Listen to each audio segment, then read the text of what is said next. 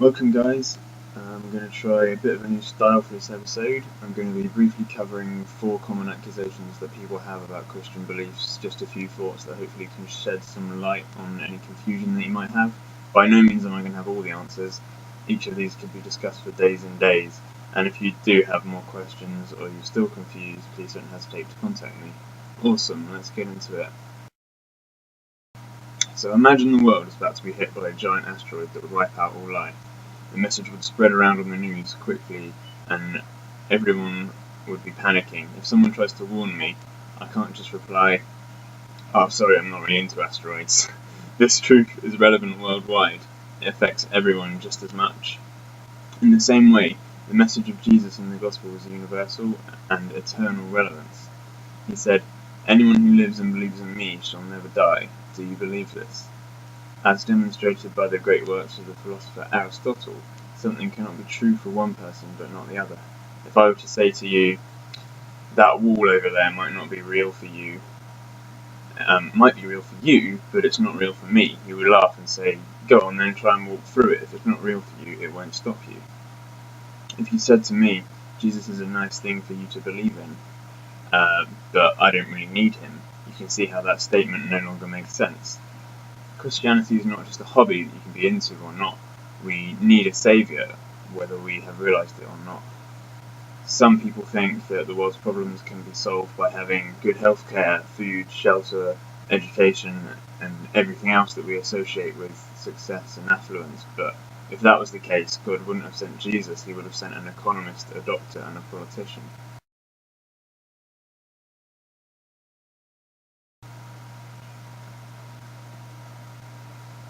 Some atheists say to me it's just wishful thinking to believe in heaven or God, as the world is just a harsh, cruel place and we should embrace that rather than trying to hide or escape from it.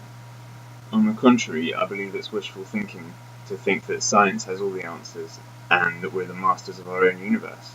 It's nice to think you're in control. Believing in God is not a nice fairy tale. It's certainly not going to make your life any easier, but to submit that someone else is in control is just as difficult, I think. I'm not saying that Christianity has all the answers. It's not about that.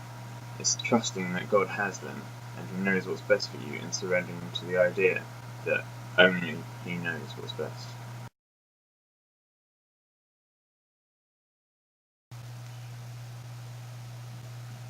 If someone says to me, half the world's wars are caused by religion, so I'm having nothing to do with it, I'd reply to them, many of the world's wars are caused by money.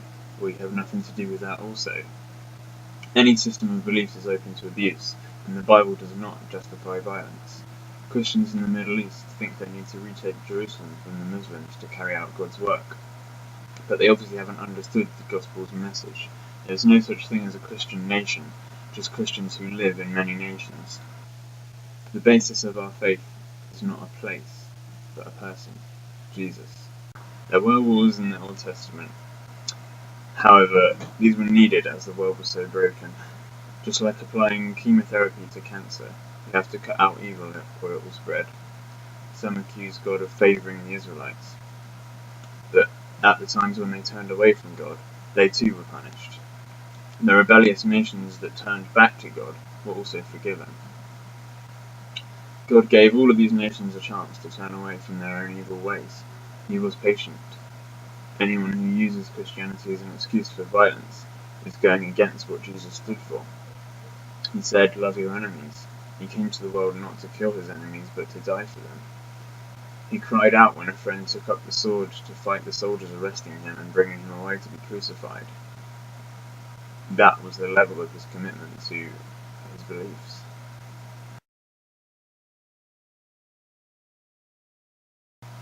I would encourage you to look up the works and reasonings behind atheist beliefs.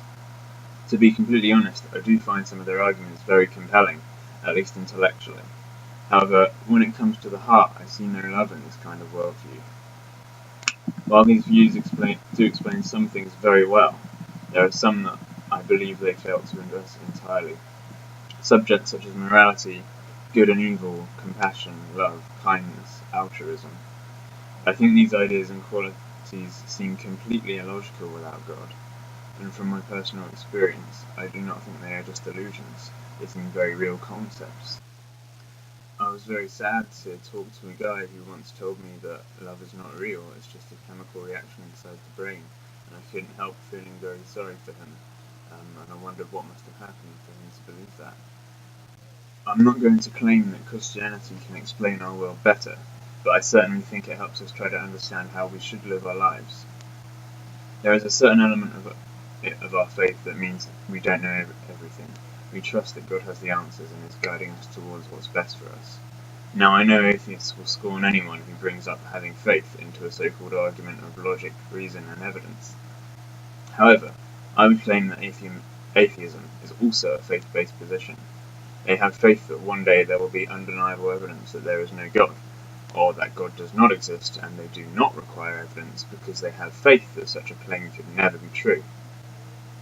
So whether you're watching this as a Christian, atheist, or not quite sure yet, think twice before assuming that the atheist point of view is intellectually superior or has more evidence behind it.